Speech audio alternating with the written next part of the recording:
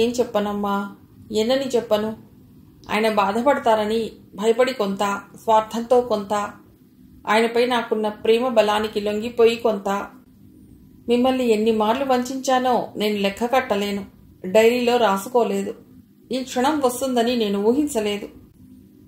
క్షణక్షణం నన్ను నిర్లక్ష్యం చేస్తుంటే మా ఆయనే గదా అని 35 ఏళ్లుగా ఆయన స్నేహం కోసం, ఆయన చేతి స్పర్శతో పులకించటం కోసం, ఆయనతో మాత్రమే గడపాలనే క్షణాల కోసం, భార్యగా అన్ని విధాలా ఆయన్ని తృప్తిపరచటం కోసం ఎన్నో ప్రయత్నాలు చేస్తూనే ఉన్నాను, భంగపడుతూనే ఉన్నాను.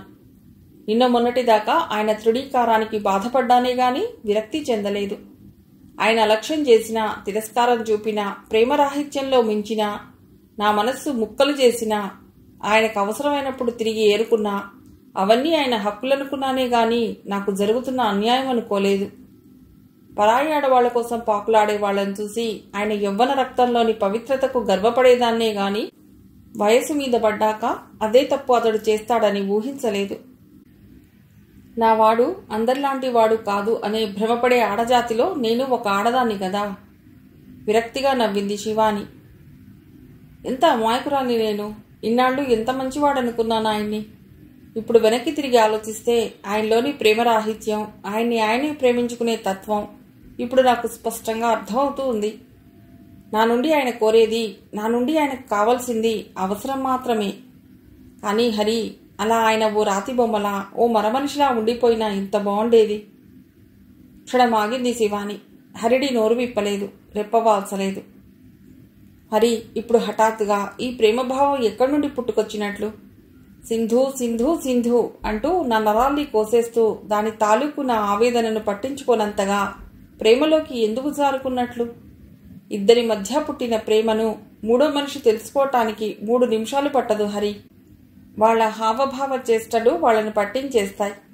కానీ ఇది ఒకే వైపు పోరాటం అని ఎంత సరిపెట్టుకున్నా నా మనసు అంగీకరించటం లేదు. ఆమెతోనే కలిసి భోంచేయాలని, ఏ భావాన్నైనా ఆమెతోనే పంచుకోవాలని, ఏ అందాన్నైనా ఆనందాన్నైనా ఆమెతో కలిసి ఆస్వాదించాలని, ప్రతి నిమిషం ఆ పిల్లతోనే గడపాలని అతడు పడే ఆరాటం, దాన్ని కవర్ చేసుకోవటానికి అతడు పడే అబద్ధాలు, ఇవన్నీ నన్ను అమాయకత్వంలో నుండి అతని పట్ల విముఖత్వంలోకి తోస్తున్నాయి. ఈ మధ్య నా మనసు నా మాట వినటం లేదు. నన్నేం చేయమంటావు చెప్పు హరి. పేలగా చూస్తున్న పిన్నిని ఇంకా మాట్లాడించి ఒంటరి పోరాటం చేయించదలచలేదు హరిణి. పిన్ని తాలూకు ప్రతి మాటకి ద్రవించి ద్రవించి ఇప్పటికే అలసిపోయింది ఎంతో నిగ్రహం వహించిన హరిణి. కానీ ఆమె నోరు తెరిచే లోపలే ఆరిపోయిన పెదాల్ని తడుముకుంటూ, తడిబారిన కళ్ళని తుడుచుకుంటూ మళ్లీ మొదలెట్టింది శివాని.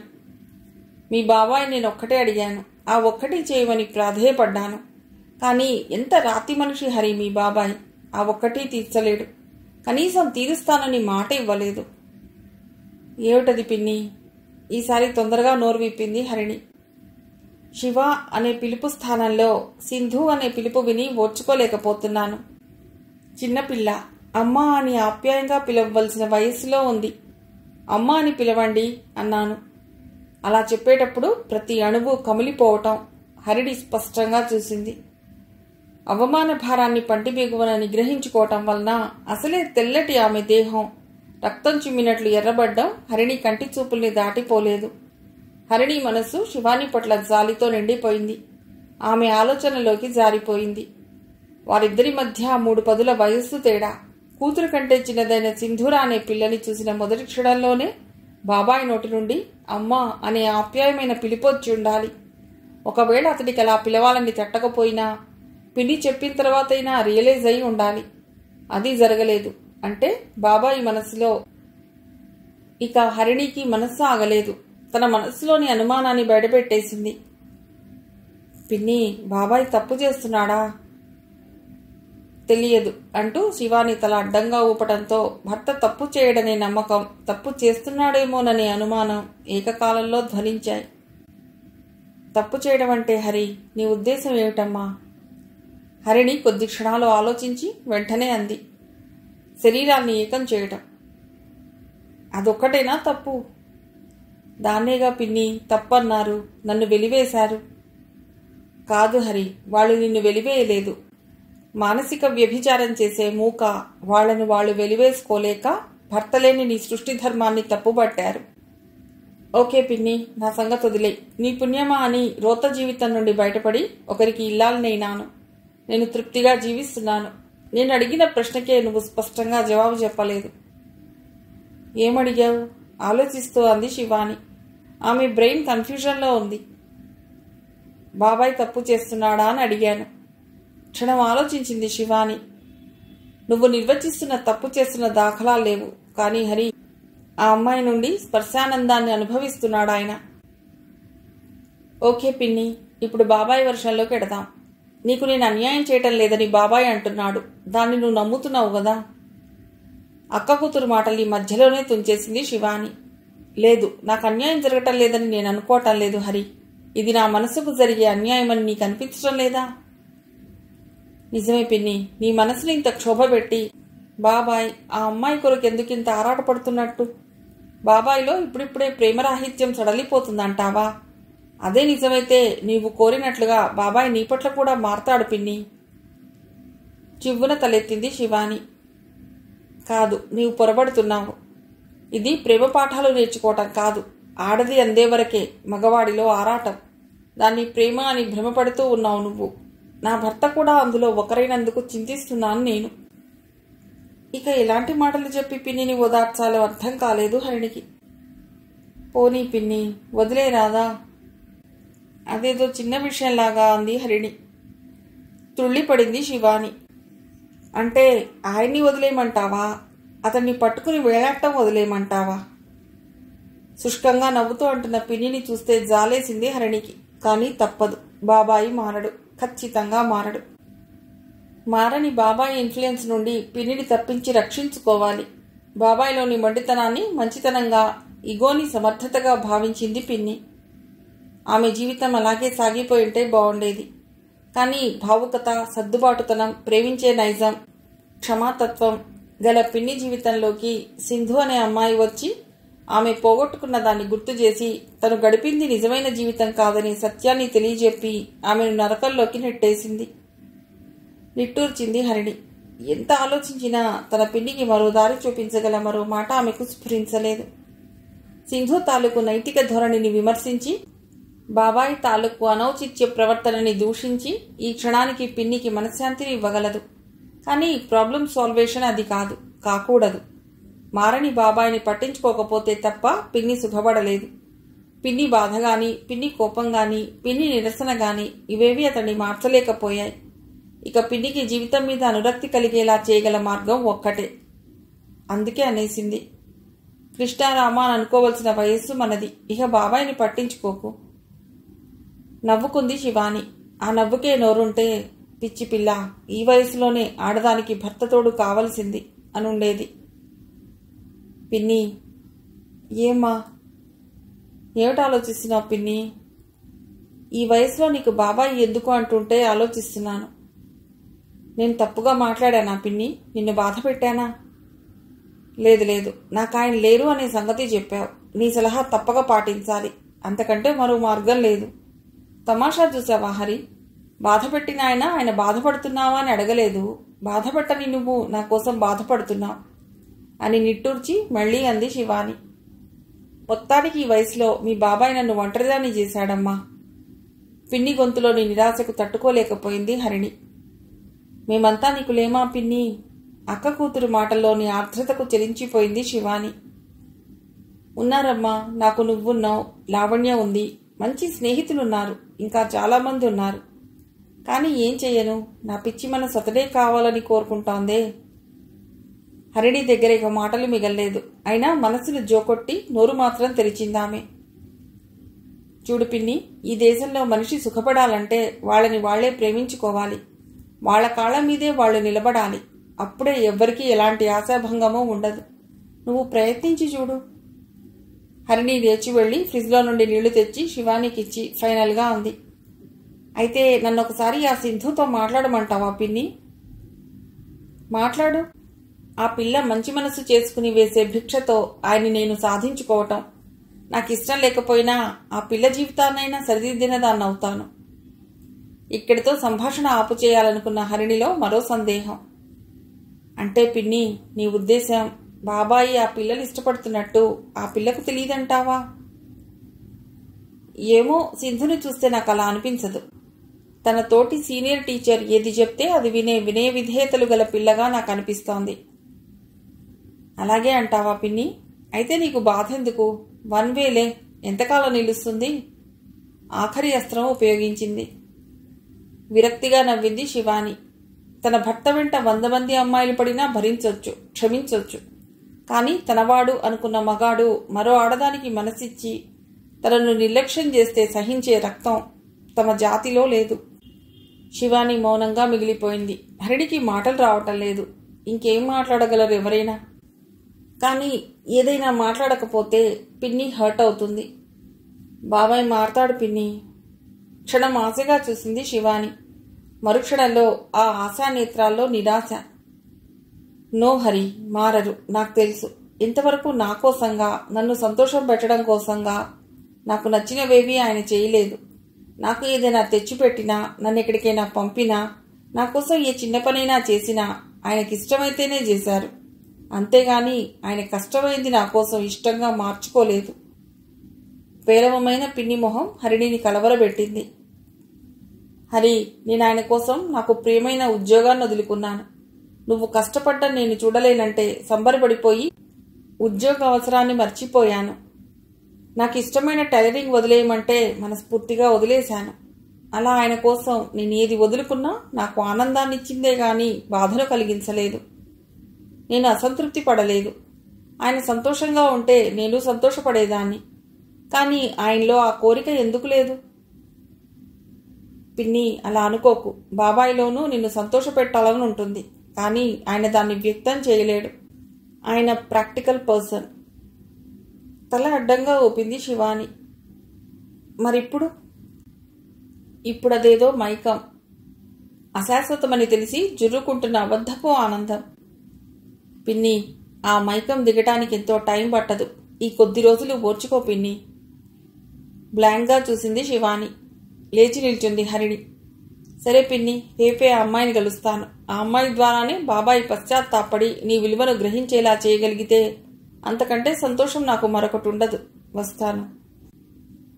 అక్క కూతురు అటు వెళ్లగానే నీరసంగా పడక మీద వాలిపోయింది శివాని. ఆమె శరీరానికైతే నీరసం వచ్చి విశ్రాంతిని కోరుకుంది గాని ఆమె మనస్సు మాత్రం అవిశ్రాంతంగా గతంలోని కొన్ని మధుర ఘట్టాల్ని తవ్వుకుంటూనే ఉంది. పెళ్లైన కొత్తలో వాచ్మెన్ చేతిలో 4 రూపాయలు పెట్టి ఓ ద్రాక్ష గుత్తి కోసుకుని తనకు కొద్దిగా ఇవ్వమంటే ఇవ్వకుండా తనను కవ్విస్తూ ద్రాక్ష తోటంతా పరిగెత్తించిన దృశ్యం. తను అలసిపోయి అక్కడే కూలబడితే ఆయన కూర్చుని తనను తన ఒళ్ళో పడుకోబెట్టుకుని ద్రాక్షగుత్తిని గుత్తిగా తన నోటికి అందించిన క్షణాలు ఆమె మనస్సులో నిత్య యవ్వనంగా నిలిచిపోయాయి. ఆమెకదే సీను ఇప్పుడు కూడా పునరావృతం కావాలనిపిస్తోంది. అవి ఆయన దృష్టిలో మాసిపోయిన క్షణాలు కావచ్చు. కానీ ఇప్పుడు అవే కాకపోయినా అలాంటి క్షణాల్ని సింధుతో పంచుకోవటాన్ని ఎలా అర్థం చేసుకోవాలి తను? శివానిలో హఠాత్తుగా కడుపులోంచి దుమికి వచ్చింది దిగులు. తన భర్త మెల్లిగా తన నుండి జారిపోతున్నాడనే నిజంతో మెల్లిమెల్లిగా డిప్రెషన్లోకి జారిపోతోందామె. శివానికి ఏ పని చేయాలనిపించటం లేదు. ఒక్కటే దిగులు. పోనీ ఆయనైనా సంతోషంగా ఉండని అనుకుని సమాధానపడిన మరుక్షణమే ఆమె మనస్సు వ్యతిరేకిస్తోంది. ఆయన నావాడుగానే ఉండాలి, నాకే మిగిలాలి, ఆయన తన ఆనందాన్ని నా నుండే పొందాలి అనే సహజ సిద్ధమైన స్వార్థంలోకి జారిపోతోందామె. ఇప్పుడు ఆమె శపించుకుంటోంది. అందరి ఆడవాళ్లలా తను భర్త ఎలా తిరిగినా తన అవసరాన్ని తీరిస్తే చాలనుకునే సగటు ఆడదయ్యుంటే ఎంత బాగుండేది. భర్త చేసే తప్పుల్ని చూసి చూడనట్లుండే మనస్తత్వం అయితే ఎంత హాయిగా ఉండేది. నిట్టూర్చి లేచి హాల్లో లైటు వేద్దామనుకుంటుంటే ఎవరు వేశారో లైటు వెలిగింది. ఆ వెలుగులో తను ఇక చూడకూడదనుకున్న మనిషి సింధు పక్కనే అగ్నిసాక్షిగా తనకు తాళి కట్టిన భర్త. ఏమిటి లైటు వేసుకోకుండా కూర్చున్నావు? శివాని మాట్లాడలేదు. ఆమె కాళ్ళు మాత్రం అతిథిని ఆహ్వానించను 2 అడుగులు వేశాయి. ఆమె మనస్సు 4 అడుగులు వెనక్కి వేసింది. అడుగులో అడుగు వేస్తూ తన భర్త వెనక కొత్త పెళ్లి కూతుర్లా నడిచి వస్తున్న సింధూరని చూడగానే అణుచుకుంటున్న శివాని కోపం రెచ్చగొట్టబడింది. ఆమె ఇప్పటికే చాణక్యతో చాలాసార్లు చెప్పింది, మీ ఇద్దరి స్నేహాన్ని స్కూల్ వరకే ఉంచండి, ఆమెను ఇంటికి తీసుకొచ్చి నన్ను బాధ పెట్టొద్దు అని. చాణక్య మూడెలివేషన్లో ఉన్నాడు. తాళికట్టిన తన భార్య సమక్షంలో మరో ఆడదాని స్నేహాన్ని కోరుకుంటున్న భావాన్ని వ్యక్తం చేయటానికి ఈ మగవాళ్లకు సిగ్గువేయదు కాబోలు. ఇంటికి వచ్చిన అతిథికి శివాని చేతులు మర్యాద చేస్తున్నాయి, కానీ ఆమె మనస్సు మాత్రం ఎంతోసేపు నిగ్రహించుకోలేకపోయింది. ఆమె సభ్యత గీతను దాటేసింది. ఇంతవరకు కడుపు లాకర్లో దాచుకున్న కచ్చిని వెళ్ళగక్కేసింది. సింధు, ఇలా ఈయంతో తిరిగి నీ జీవితాన్ని ఎందుకమ్మా పాడు చేసుకుంటున్నావు? చాణక్య అద్రిపడ్డాడు. శివాని రోజు తనని సతాయిస్తున్నా సింధుని ఏమీ అనదనుకున్నాడతడు. అతడికి భార్య సంస్కారం మీద అంత గట్టి నమ్మకం. బిత్తరపోయింది సింధు. కానీ కూర్చున్న దగ్గర నుండి ఇంచు కూడా కదల్లేదు, నోరు మెదపలేదు. మీ ఇద్దరూ నలుగురి దృష్టిలో పడ్డారు. అయినా సరే మగమహారాజు, ఈ సమాజం అతడినేమీ అనదు. నువ్వెందుకు అనవసరంగా నీ అందమైన భవిష్యత్తును ధ్వంసం చేసుకుంటున్నావు? ఎంత నిగ్రహించుకుంటున్నా కూడా ఆమెలోని కోపం ఆ మాటల్లో స్పష్టంగా ధ్వనించింది. ఏమిటి నువ్వు మాట్లాడేది? కలుగజేసుకున్నాడు చాణక్య. నేనేం మాట్లాడుతున్నానో మీకు తెలీదా? తీవ్రంగా అంది శివాని. నాకు సింధు అంటే ఇష్టం, నీకు చెప్పాను కదా. గిల్టీనెస్ ని కోపం కింద అణచేస్తూ ధాటిగానే అంటున్న చాణక్య వైపు చీత్కారంగా చూసింది శివాని. అది ఎలాంటి ఇష్టమో అది చెప్పలేదే. ఇష్టం అంతే. శివాని విసురుగా సింధు వైపుకు తిరిగింది. ఏం సింధు, నీకెలాంటి ఇష్టం? సింధూర మాట్లాడలేదు, బెరుగ్గా చూసింది. ఆమె ఊహించని సన్నివేశం ఇది. శివాని తనని తాను కంట్రోల్ చేసుకుంది. సింధు, మీ ఇష్టం పేరేమిటో నాకు తెలియదు, కానీ మన గురించి నలుగురికి తెలిసాకే మనకు తెలుస్తుంది. ఆ నలుగురు మిమ్మల్ని వేలెత్తి చూపకముందే మీరు మీ ప్రవర్తనని మార్చుకుంటే బాగుంటుంది. నువ్వు ఊహించుకుంటున్నావు అంతే. ఇక్కడ నలుగురికి తెలియకూడనిదేం జరగలేదు, కల్పించుకున్నాడు చాణక్య. సింధుర ముందు అతడి ఈ అవమానాన్ని భరించలేకున్నాడు. శివాని పెదవుల మీద చిన్న పరిహాసం. మంచిది, ఒకరికి మనం ఎందుకు అవకాశం ఇవ్వాలి? శివాని మనసు చాలా డిస్టర్బ్డ్గా ఉంది. తన సంస్కారహీనత పట్ల తనకే అసహ్యంగా ఉంది. అలాంటి పరిస్థితిని తనకు కల్పించిన భర్త పట్ల కోపంగా ఉంది. ఎవరో ఏదో బాగుతుంటారని మనం మన ప్రవర్తనను మార్చుకోవాలా? చాణక్య తనలోని తప్పును కప్పిపెట్టుకోవటానికి గాను తన నోటిని అదుపు తప్పిస్తున్నాడు. పోనీ నేను వాళ్ళ మాటలకు బాధపడుతున్నాను కదా, నా కోసం మీరు సింధుకి దూరంగా ఉండొచ్చు కదా, ఏమంటారు? ఏమా సింధు? సింధూర మాట్లాడలేదు. చాణక్య మళ్ళా అన్నాడు. నా మనస్సు నేనెందుకు చంపుకోవాలి? నేను సింధుకి దూరంగా ఉండను, ఖచ్చితంగా అంటున్న భర్త వంక ఏషియంగా చూసింది శివాని. అతడి తప్పు అతడికి తెలుసు, అయినా ఆ తప్పును ఒప్పుకోవడానికి ప్రయత్నించటం లేదు. పైగా అహంకారం ప్రదర్శిస్తున్నాడు. కానీ శివానికి అతడు కావాలి, అతడే కావాలి. అతడి ఆదరణ, ఆలంబన, ఆప్యాయత లేకుండా బతకలేని ఆడది తను. సగటు భార్య శివాని. అందుకే అతడే కావాలని ఆమె ఎదలో రగిలే నిప్పు కణికల్ని కన్నీళ్లతో ఆర్పేసుకుంది. నిజమే, ఎవరి మనస్సును ఎవరూ చంపుకోనక్కర్లేదండి, కానీ నా మనసు గురించి కూడా మీరు ఆలోచించాలి కదా. అతను తగ్గాడు. నీకు నేను అన్యాయం చేయను. ఇంతకంటే అన్యాయం ఆడదానికి మరేం చేయగలరు మీరు? నాకు తిండి పెట్టడం, గుడ్డ కొనివ్వటం, ఇదా మీరు నాకు చేయబోనని చెప్తున్న అన్యాయం? పుట్టింటికెడితే పిడికెడు మెతుకులు పెట్టకపోరు, గుడ్డలు లేకపోయినా బతుకు గడవకపోదు. నాకు కావాల్సింది మీ మనస్సు.